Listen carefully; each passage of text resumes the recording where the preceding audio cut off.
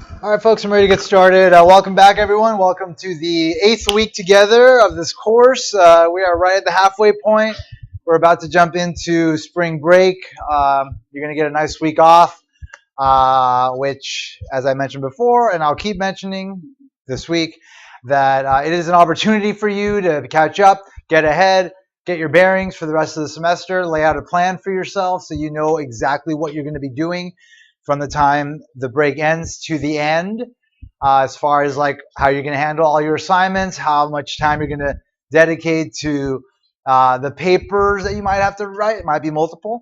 The exams that are going to be thrown at you. There's a couple more exams, I'm sure, that are going to happen in the middle. One for this course before finals. So a lot of stuff going to be coming at you, and generally there's like this kind of weird snowball thing that happens.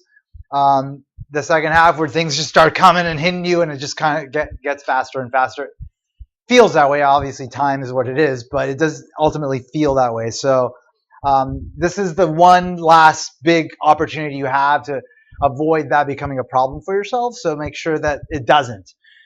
Make sure that you take full advantage of the time period. For this class, you'll be able to knock out some mini papers. The mini paper for chapter 9 that we will finish today. I'll open up. I'll put that due at the end of the spring break. We're going to start chapter 10 on Thursday, but we won't finish it. But anyway, chapter 8. Maybe I'll extend the chapter 8 deadline for the mini paper as well to the end of the spring break, so you have that opportunity as well, on top of the open chapter mini paper submission option. So you can just knock 3 out if you choose to and write the paper if you haven't already done so that it doesn't become a problem for you later. It's done, end of the semester, just write the final version, get it in, you're done, it's over. You can just focus on finals, at least for this class. So make sure that you get as much done as possible for this class. And that's it. So we're going to cover chapter 9 today. We're going to finish talking about costs. This will finish up the framework that we need in order to be able to analyze optimal decisions by firms in a variety of market structures, from perfectly competitive as possible, to monopoly, the least competitive case, to be able to then create some intuition about how prices are set in these varying market types, given varying conditions of the markets. So again, in order to be able to do that, you have to understand the relationship amongst costs, but definitely the relationship of cost to production. And that's what we've been doing since the first exam, setting up a framework to model production both in the short run and in the long run. The short run, again, being defined as a time period in which at least one input into production is fixed. And then relating that to costs, which we started doing last time. We did short run costs and then started on long run costs. We set up our ISO quant, ISO cost framework that was very similar to the rational consumer choice model framework with indifference curves and budget constraints, that allows us to figure out what combinations of inputs the firms should be choosing to minimize their costs for a given level of output they're looking to produce. Or the other way to think about it is to get as much output as possible for a given budget that a firm is willing to incur in their production processes. So I'll quickly go over that again today, and then talk about how that relates to long run costs and how that ultimately has a huge impact on the nature of the various industries that exist, all related to long run costs. And then in the middle there, we'll do some practice problems, which will kind of just get us going through a lot of the problems that kind of put everything together: the cost, the production, and then ultimately the pricing stuff that we'll be looking at in the next week and the next couple of weeks once we get back. Yeah. So are there any questions about anything you'd like me to address before I move forward with the material? All right, cool. So let's quickly just go over the long run stuff that we did last time. So the point was to choose an optimal combination of the two inputs that the firm uses. And the way we do that is we interact the ISO quants, which we established in the production chapter, with what we introduced here to be ISO cost lines.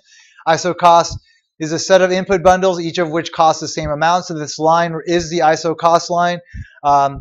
So in this very simple world that we've been working in, we're only using capital and labor to produce. Capital is on the y-axis, labor is on the x-axis, and the points on the ISO cost line represent combinations of the two inputs that cost the same amount. And again, it represents the value of all labor used, which is the amount of labor times its price, which is the wage, plus the value of all capital used, which is the amount of capital times its price, the rental rate.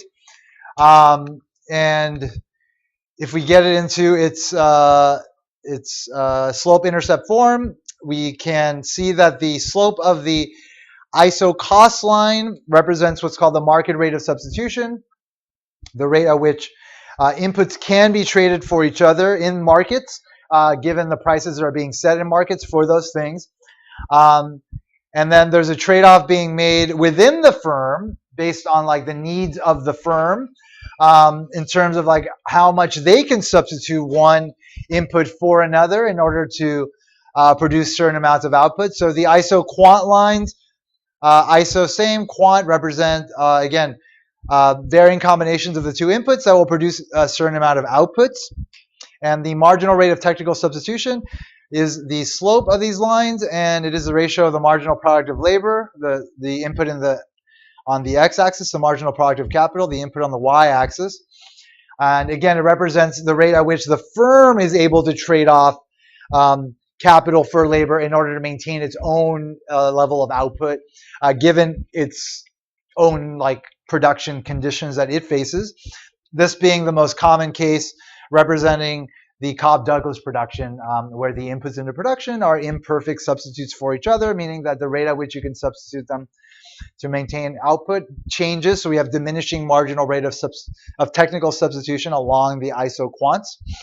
Anyway, the optimal point of input selection for the firm when they are in the long run, when they're able to adjust all of their inputs, is going to be the point at which the market rate of substitution is equivalent to the marginal rate of technical substitution.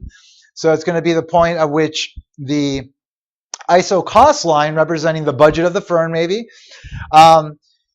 is tangent just touching the highest ISO quant line, meaning that given this amount of budget, this is the most that they can produce. Another way to look at it is if they're looking to produce Q1 units of output, then this combination of capital and labor will minimize the cost of producing that amount. Higher ISO cost lines will be further away from the origin, and you might have an ISO cost line further out, maybe touching the ISO quant at a different point, representing a different combination of capital and labor that could produce that same amount but at a higher cost. In this case, the value of additional units of labor is greater to the firm than what they have to pay for in the market, just given that the marginal rate of technical substitution is greater in absolute value than the market rate of substitution. So the firm would use more labor, less capital if it was over here. Over here would be the opposite case. They value capital more than labor in terms of like their output over here, and so they and certainly more than the market requires one compensate labor for capital in terms of the real trade-off that is faced in the market. So therefore, they use more capital and less labor if they're over here, and they wind up here. The cost minimizing level of the inputs for this level of output, Q1. At the optimal input mix, the slopes are equivalent. So the marginal rate of technical substitution is equal to the market rate of substitution. And therefore, if we cross multiply, we got to this expression here, which provided a more intuitive sort of understanding of what that optimal equilibrium point is for the firm.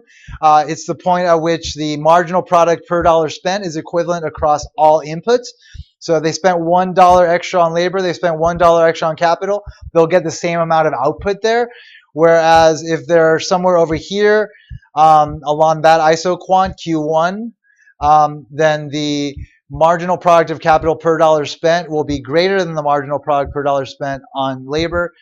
I'm sorry, the marginal product per dollar spent on labor will be greater than the marginal product per dollar spent on capital, which means they should use more labor and less capital because they'll get more out of their buck, which drives them to come here, and then that's the opposite over here, drives them to come here. Either way, they get to that same optimal point, and these are just different ways of understanding the same equilibrium point. So again, I'm just reviewing stuff I've already covered. If you're not clear on everything that I'm saying, go back to the beginning production, go back through the whole thing again, and figure it all out so that you have it all in your head so it all makes sense. All right, today's lecture. Practice problem dealing with the marginal rate of technical substitution at optimal production. So your firm has the following production function. It is a Cobb-Douglas production function. You have labor and capital being multiplied together, each being raised to some exponent between 0 and 1, and they're being multiplied by some constant. That's a Cobb-Douglas production function. Again, that's the most common way of representing production. And it represents the type of production that is reflected in the concave isoquant curves that we've been looking at. All right, if the price of labor is $2 and the price of capital is $4, what is the optimal ratio of capital to labor? All right, so to figure out the optimal ratio of capital to labor, we have to think about that condition at the optimal selection of the two inputs, where the marginal rate of technical substitution, the ratio of the marginal product of labor to the marginal product of capital, is equal to the market rate of substitution, which is the ratio of the price of labor, the wage, to the price of capital, the rental rate. So the production optimality condition for a firm to produce at this point is this condition, which I just said is that. All right, so we need the marginal product of labor, right? Where are we going to get that? Yeah, take derivative of production function, the production function, right?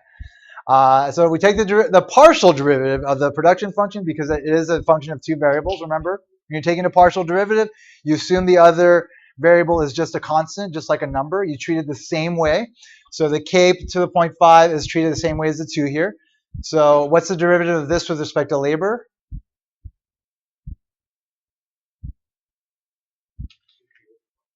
$2k to the 0.5 is correct, right?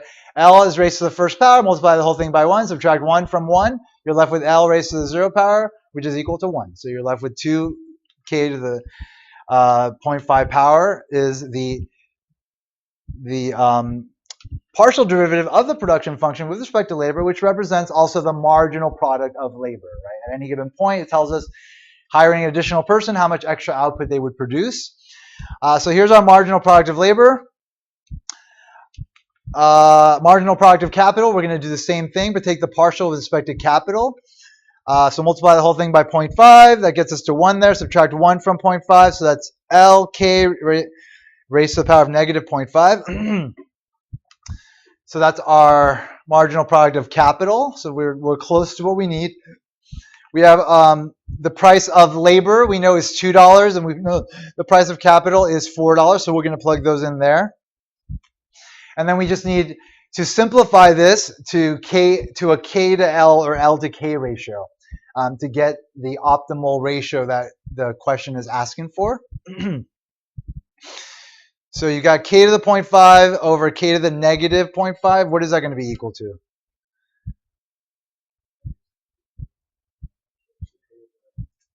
$2K over L is correct. So K to the raise to the 0.5 minus, so that's plus 0.5, right? So that's going to be K to the first. That's what these terms give us. So that's 2K over L equal to 2/4. Let me see. I think I divided both sides by 2 there. And so therefore, the 2's cancel out, so we're left with 1 to 4. So the optimal ratio of capital labor is 1 to 4. That's going to be the ratio that's going to minimize cost for this firm, for the amount of output that they would be they'd be looking to produce. Basically, they're looking to hire 2 laborers and 4. They're looking to employ units of labor and capital at these prices, And so this ratio will help them to minimize the cost of producing given those prices. So they need to use capital labor in a ratio of 1 to 4. And that implies that 1 unit of labor is 4 times as productive as one unit of capital. So labor is worth more than capital to this firm. So this is a very labor-intensive production process that they are undertaking. Something like an iPhone that requires a lot of hands to put together versus like oil, which requires a lot of capital to dig out of the ground. For an output level of Q equals 1,000, how much of each input should be used? So we have to figure out how much labor and capital they are going to use when Q equals 1,000. So this is where this condition becomes important because we're solving for labor and capital, and we have two variables, labor and capital, in our production function. So we need two equations to solve for two variables. We have one equation, which when we set it equal to 1,000, then we can relate L to K that way. But then we need another one in order to be able to solve for one of them, which we got here. And by using that optimal ratio, we will guarantee that the choice of labor and capital will be the ones that minimize the cost output, because we got this from the cost minimizing equilibrium condition. All right, so plugging in 1,000 4Q, and then plugging in L equals 4K in the production function will allow us to solve for the optimal amount of capital. So we got 8K to the 1.5 there equals 1,000. And then I'm divided 1,000 by 8, so that's 125 equals K raised to the 1.5. Divide both sides by 1 over 1.5. I'm sorry, raise both sides to the power of 1 over 1.5. And that gets us to the optimal amount of capital, the cost minimizing amount of capital necessary to minimize the cost of producing 1,000 units to be 25 units. And now we can just use this relationship to figure out how much labor we need. And so plugging in capital there gets us to labor of 100 units, sorry.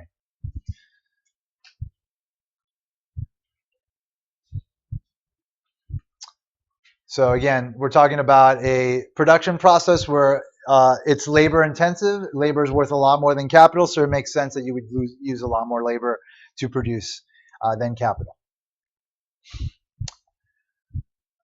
Here's a brief economic naturalist, kind of again highlighting the importance of like this relative ratio. So the question is, why is gravel made by hand in Nepal but machine in the U.S.? So suppose that K and L are employed to transform rocks into gravel.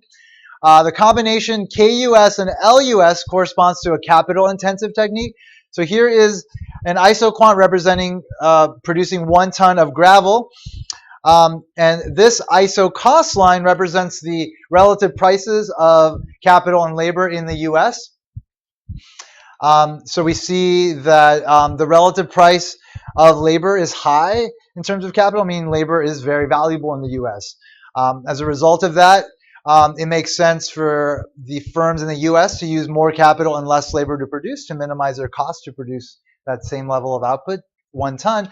That could also be produced in Nepal with a combination of K star Nepal and L star Nepal. So we see that their ISO cost line is flatter, meaning that, again, the relative price of the two goods is lower there, meaning that labor is cheaper in their country relative to capital.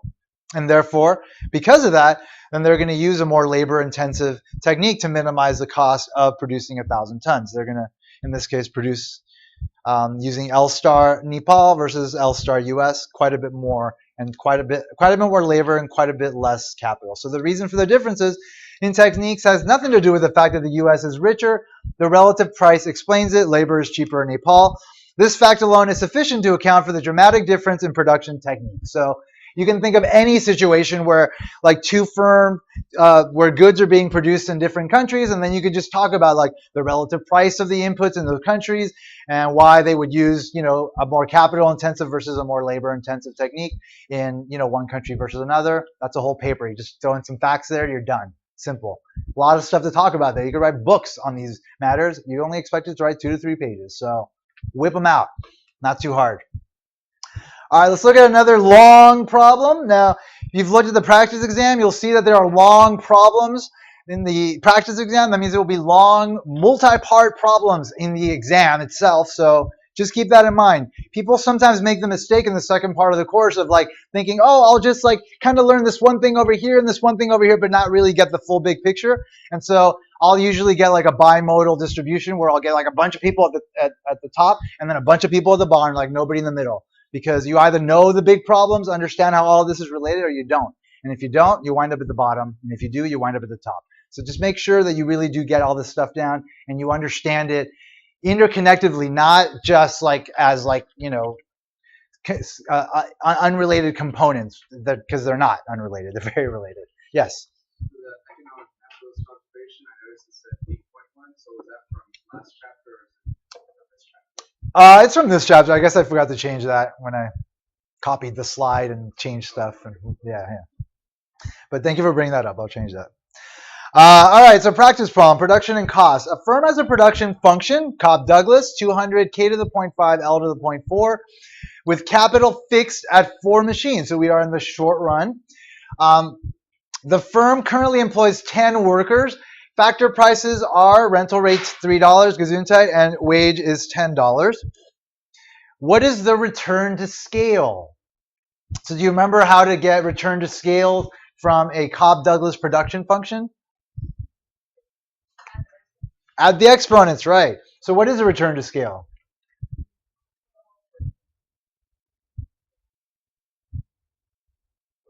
.9 is a number. What does that tell us? Decreasing returns to scale, right? If you double capital and you double labor, you'll less than double your output is what that's telling us. So there are decreasing returns to scale in this production process.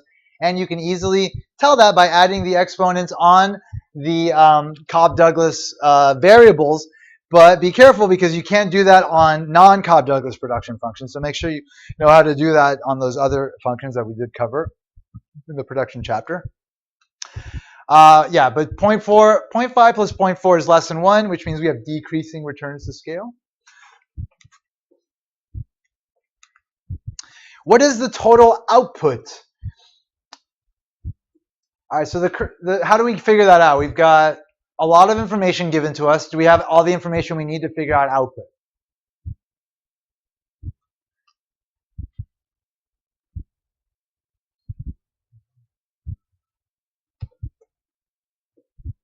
We have capital. We have labor. We do, right? We have both capital and labor. So we just plug those into our production function, and it gives us the amount of output. So yeah, capital is 4 units, labor is 10 units. Do a little bit of math, careful, order of operations and whatnot, and you'll get your answer. In this case, 1,005 units of output. What is the average product of labor? So we're going to look at the average product of labor. So what's the easiest way to get that? What's the average product of labor in general? Something divided by something. Quantity divided by L, right? The amount of output divided by the amount of laborers, right? We've got a quantity, it's 1,005. We've got amount of labor, it's 10. So that's an easy way to get it. And we could get a general expression for it as well, just dividing our production function by L. But the easiest way would be just to divide Q by L. It doesn't matter how you get it, as long as you get it right and you are clear, and it's clear that you knew what you were doing, of course. What is the marginal product of labor? How are we going to get that?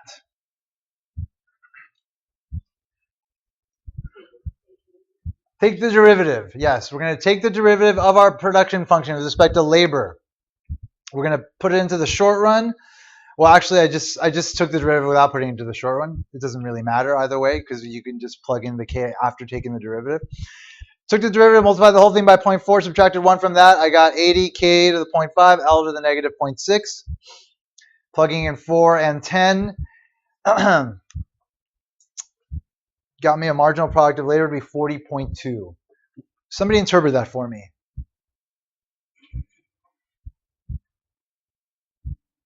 I've got 10 workers. Okay. So I have 10 workers, and if I want to add an 11th one, we produce 40 Units of output. Very good. Excellent. Yes, that is a marginal product of labor. And I will ask you to interpret numbers and stuff. So make sure you understand what it is that you're doing. You're not just doing things that you memorize, you actually get it. Because again, this class is meant to push your understanding of these concepts that were initially introduced to you in your microeconomics courses. But obviously the world is more complicated than graphs. So we need math. So the math solidifies your understanding of the logic of these models. And that's why I test you on the math. But you need to know what the math means because you ultimately need to get meaning from your results, or else it's just math, and then you're just a mathematician, and you live in a hole and you have no friends. I'm just kidding. Mathematicians are awesome. I love mathematicians, and they have a lot of friends. I'm not kidding. They are very cool. All right. What is the marginal rate of technical substitution? So marginal rate of technical substitution is the ratio of what to what?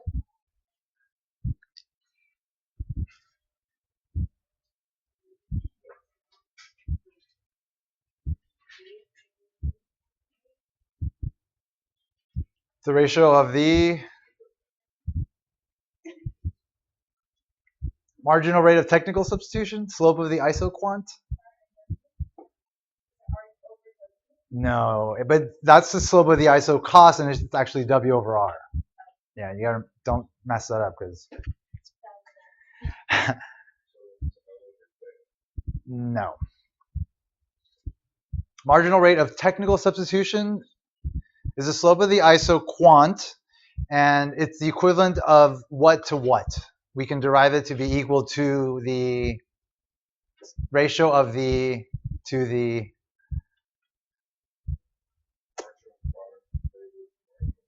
very good, yes, thank you. It is the ratio of the marginal product of labor to the marginal product of capital. We just did an example like 10 minutes ago. We actually did a problem and we solved for it. Come on, folks. Like if you're paying attention here and you're learning this stuff here, you don't have to go home and pull your hair out. You can just learn it with me, or at least get familiar with it with me.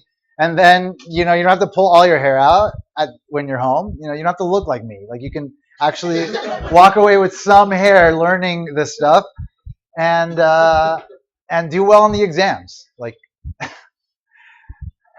anyway, marginal rate of technical substitution, the ratio of the marginal product of labor to the marginal product of capital. All right, we have the marginal product of labor. We already solved for it. Here's the marginal product of capital. Again, the partial derivative of this with respect to capital. And I'm going to plug in 4 and 10. That's going to give me 125.6. Somebody interpret that for me.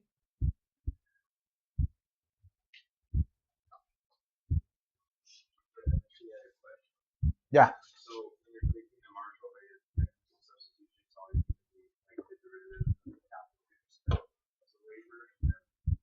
Derivative of output with respect to labor over the derivative of the production function output with respect to capital.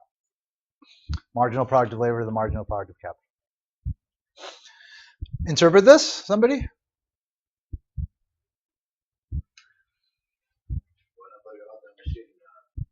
From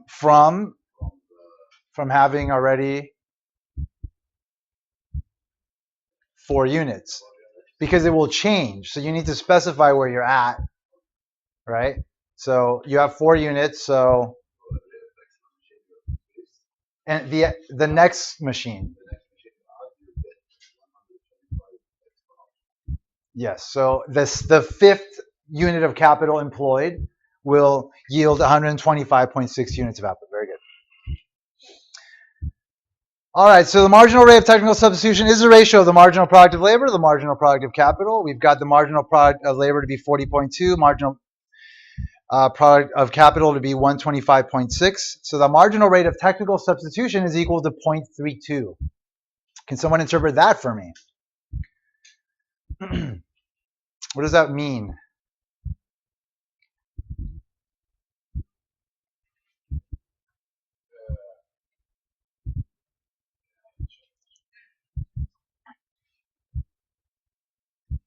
What it means is that in order for the firm to maintain its level of output, it can substitute for each laborer 0.32 units of capital, and that will maintain its output at the same level.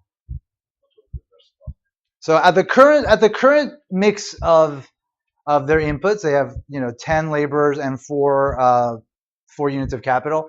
At that level, they can switch out 0.32 units of capital for 1 laborer in order to maintain the same level of output.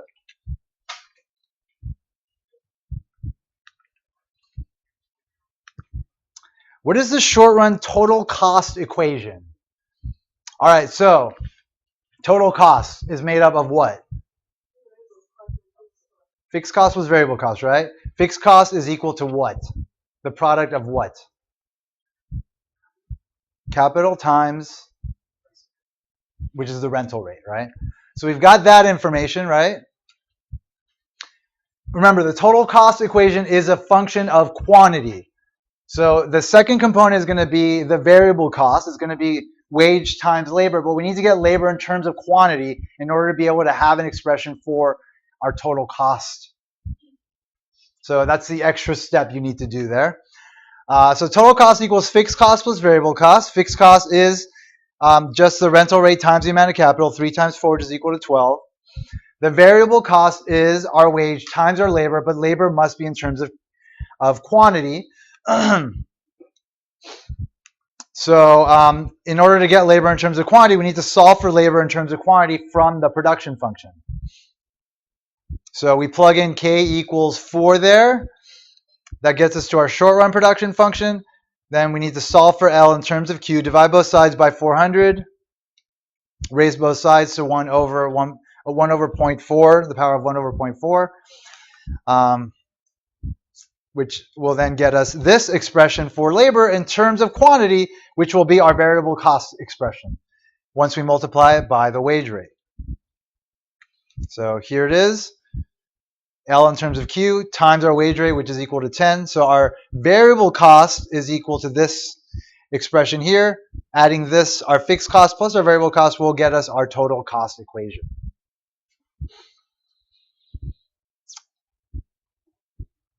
Yeah.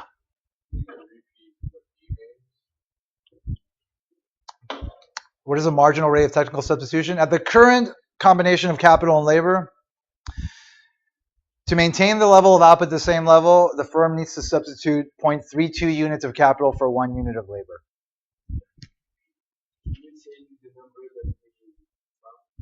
Which numbers?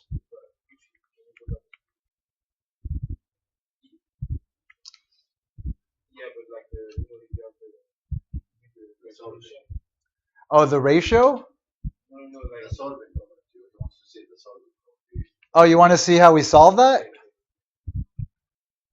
Is that what you want to see? Yes. So, can you explain the numbers what you say? Well, this is the marginal product of labor, and this is the marginal product of capital. We derived the marginal rate of technical substitution to be equivalent to that. The marginal rate of technical substitution is the ratio, is the slope of the isoquant, right? And you have labor on the x-axis and capital on the y-axis. And so as you're moving along it, you're trading off a certain amount of extra output that can be produced from capital and gaining an extra marginal product from labor by adding more labor and giving up some capital. So this represents that trade-off. And so if we simplify it, we can just get it to this point that basically tells us for 1 unit of labor, well, 1 unit of labor is worth 0.32 units of capital at the current input mix in order to maintain the level of output the same. So that's basically saying that 1 unit of capital is equal to 3 workers? Yeah.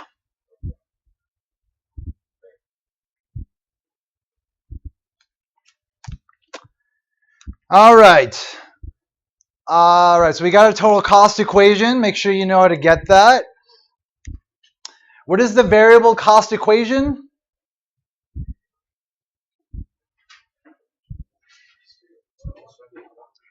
It's just the second component, right? What is the fixed cost equation? It's just 12, right? It's just a constant equation. What is the average variable cost equation? So how do we get that?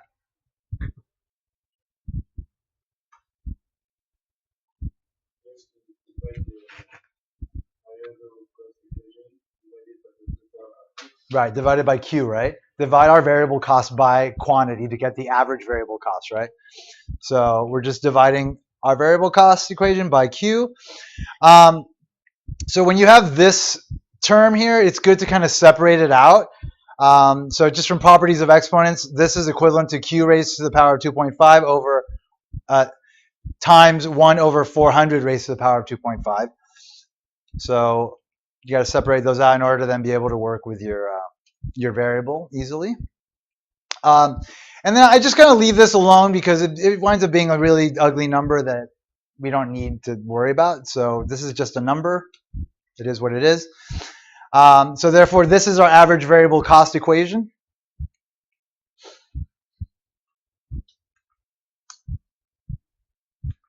What is the average fixed cost equation?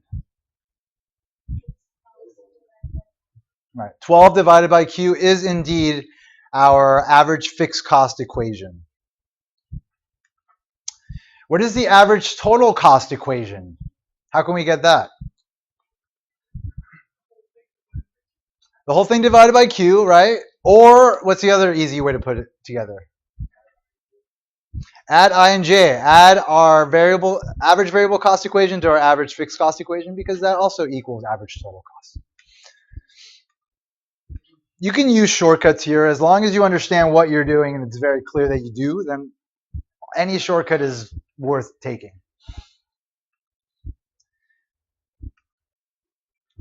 What is the marginal cost equation? Where can we get that from?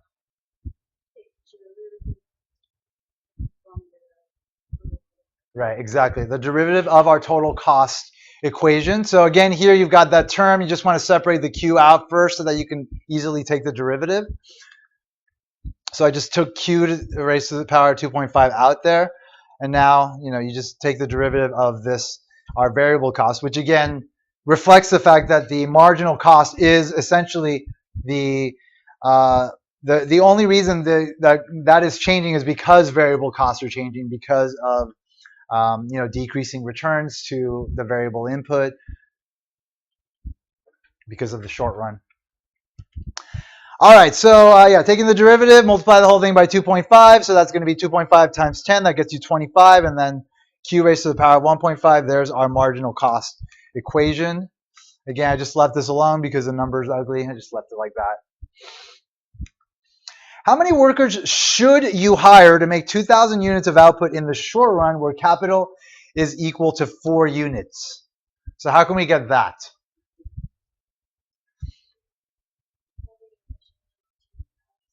Right, so equal our production function to 2,000, plug in k equals 4, and you just have to solve for labor. It's pretty simple there. As long as you're doing the math. Remember, there's the logic, understanding what you're doing, and then there's the math, which is its own thing that you should be careful on, again, because that can be a problem. And then there's the intuition you gain from the math, meaning what you need to understand what you're actually doing. Like some parts are just math. Other parts have economic meaning. So you need to be able to understand what has economic meaning. So in this case, 2,000 divided by 400 is 5. Raise both sides to the power of 2.5.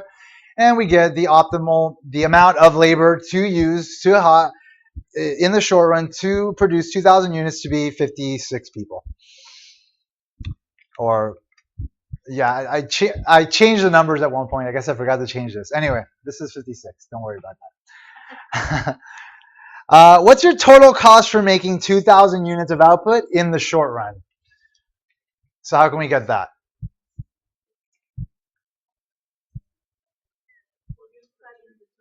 Right. In our total cost equation, just plug in Q equals 2,000, and that will get us to the total cost of producing 2,000 units. A little bit of math there, a little bit of patience. And the total cost is $571. All right, so that's a multi-step problem. We're going to go through a couple more of those in the next couple of weeks. just to kind of always kind of bridge your understanding of what we're doing to what we've done, so that you have like running examples of all this stuff, so you don't feel like you're tested on like something you did just once. And again, if you are plugged into this course, if you are tracking this stuff the entire time, you'll be fine. It's when people like kind of detach and then try to kind of just jump into the middle of something that it all kind of goes to crap, because you can't learn this stuff like just segmented like that. You need the basis, you need the build up, and then you need the subsequent levels of understanding. All right, the relation between optimal input choice and long run costs. So given sufficient time to adjust, the firm can always buy the cost minimizing input bundle that corresponds to any particular output level and relative input prices. So anytime that they lock themselves into capital, they are in a short run situation. But if that's not the optimal mix for them, maybe the prices have changed of the inputs, maybe some conditions have caused them to want to maybe produce more, whatever. They're going to want to adjust all their inputs into production. And so they will, and they're always going to, of course, want to be working at that point where the marginal rate of technical substitution is equal to the relative price of the two inputs. And so we can track the output expansion path by tracking the locus of tangency points between increasing levels of output and increasing costs that are needed to produce those levels of output, but at the minimum cost possible. So the locus of tangencies, minimum cost output combinations, traced out by an iso cost line of given slope as it shifts outward into the iso quant map for a production process, is the output expansion path. It's similar to what we did with the rational consumer choice model. We switched when we changed the amounts of income the consumer could have, and that got us to the income expansion path, which then got us to the angle curve. So in the theory of firm behavior, the long run expansion path is the analog. It's analogous to the income consumption curve in the theory of the consumer. All right, so again, we can plot out like how costs are going to change as the firm is increasing its scale. But one thing we do know about firms is that there's a range over which they will exhibit increasing returns to scale, where again they do double inputs, and that doubles your output. And then after a certain point, they're gonna reach like a kind of a limitation on that, and they'll exhibit constant returns to scale, where doubling each input will double the output. And then eventually, if they get too big, they will wind up in the decreasing returns to scale range, where you double inputs and you wind up less than doubling output. And as a result of that, the long run total cost curve is going to look kind of like the short run total cost curve. It's going to have this decreasing marginal cost initially. So here's our long run marginal cost. It will be decreasing initially over the range where there are those increasing returns, and then it'll kind of flatten out over constant returns, and then it'll start to increase when there are decreasing returns to scale. And of course, there's also going to be a long run average cost associated with that. And so over the range where there are increasing returns to scale, that is where long run average costs will be decreasing. And then over the point where it's kind of flat, that's constant returns to scale. And then beyond that, it gets into the decreasing returns to scale range, in which long run marginal cost starts to increase. So even in the long run, even though the firm wants to minimize their production costs, they will start going up in the long run, generally for most firms. But it will tend to vary, like the nature of their long run costs will tend to vary given the nature of the industry that a firm operates in. In the long run, there's no need to distinguish among total fixed and variable costs, since all costs are variable.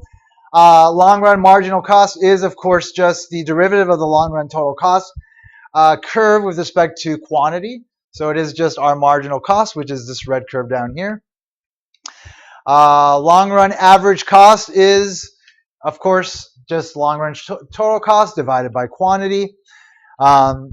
So we see that over this range here, long-run average cost is above long-run marginal cost, and it has the same relationship we've been tracking with respect to marginal and average.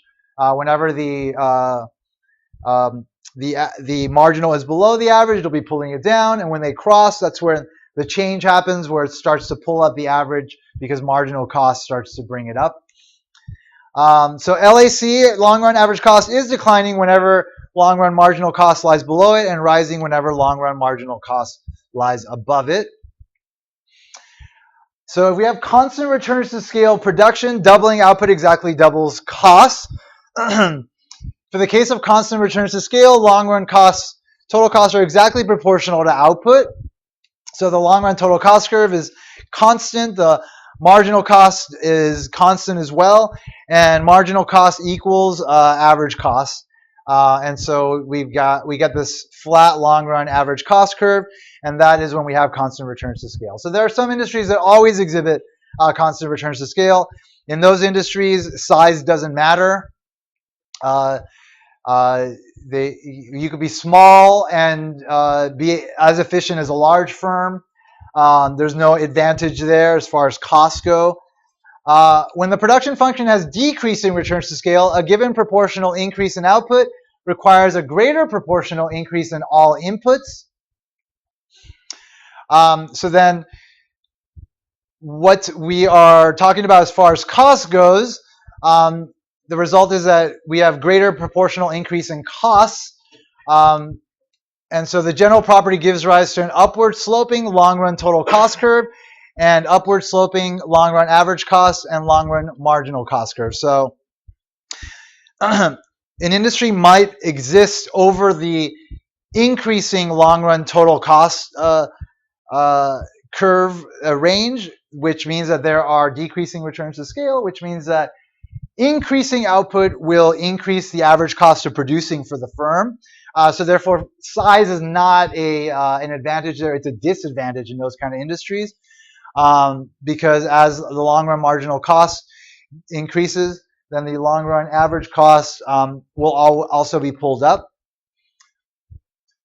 When the production function has increasing returns to scale, again, that means that doubling inputs will more than double output. A given proportional increase in output requires a lower proportional increase in all inputs. This results in a lower than proportional increase in costs. So the long-run total cost curve will be flattening out. This results in lower than proportional increase in costs. So that means that long-run marginal costs will be decreasing, which means that long-run average costs will be decreasing over the range of increasing returns to scale. So if firms are in an increasing returns to scale range, then it makes sense for them to be bigger. The bigger they are, the less on average it costs for them to produce. So let's talk about this relationship between long-run costs and the structure of industry. There are declining long-run average costs throughout, let's say. Then the tendency will be for a single firm to serve the market. So if the relevant range of output, meaning the amount that folks are demanding in a given market, is such that the industry will always operate along the decreasing end of the long-run average cost curve, meaning that there are increasing returns to scale, also known as economies of scale, then it would make sense for there to be only one firm operating in this kind of an industry. And the reason for that is because you could have one firm operating in the industry, let's say down here, where they've minimized their cost of producing, and so they're able to, produce at the lowest cost possible. Therefore, the prices would be as low as they possibly can be given the nature of the industry. But let's say another firm were to enter the industry and they had to divide up the output because, again, there's only so much demand in the market. So whatever's being demanded, they would have to divide up between the two firms. That means both firms would cut their output and they would both be operating somewhere over here in which their average cost of producing would be higher for each one, which means that the prices would be higher that they set. And so there are certain circumstances over which it makes sense for only one firm to operate in a market.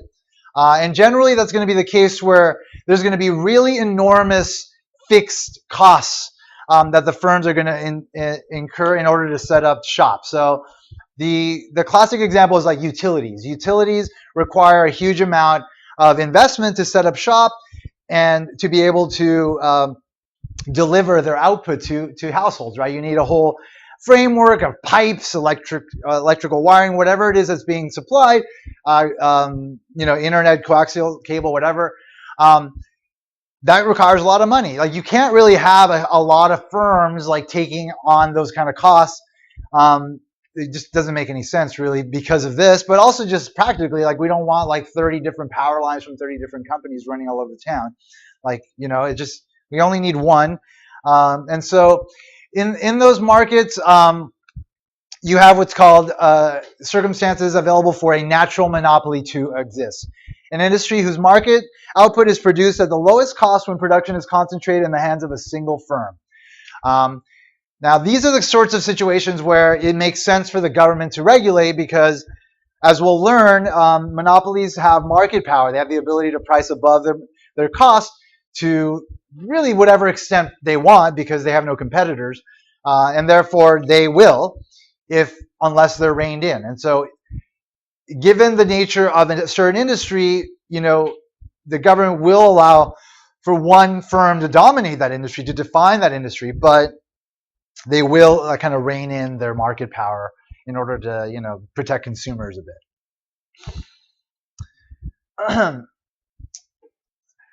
Now, let's say that that the long-run average costs for the industry are such that the output that is being demanded is somewhere in towards like the middle or maybe the right edge of the long-run average cost curve before it starts to get bigger, before long-run average cost starts to increase and we have those decreasing returns to scale. So at Q0, the firm reaches its minimum cost level of per unit output. If it were to get any bigger, then its average cost of producing would start to increase.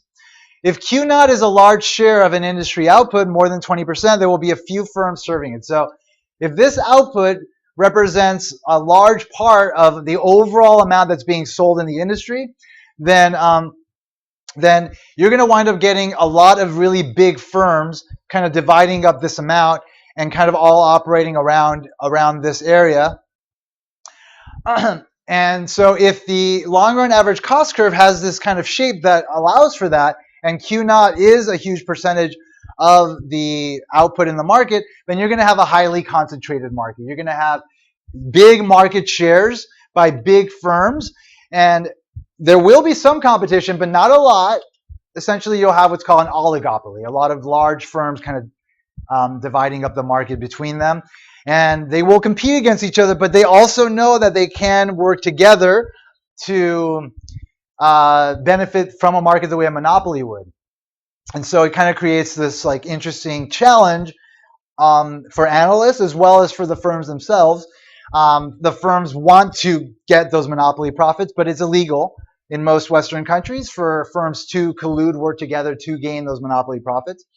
And so, that's a challenge for them. For us to understand how to best optimize those markets, it's important to develop models that reflect the interdependent nature of those industries, where the decisions being made by the firms are not just based on what's going on within their firms and the conditions they see in the market in terms of demand, but also in terms of like what are their rivals doing, like because they're sharing this output. And so if they're sharing output, that means they're sharing a demand curve, a downward sloping demand curve. That means that if anybody's changing their output, the entire market's moving along it. That means prices need to change, or else things might occur that like make one firm more competitive than another or whatever.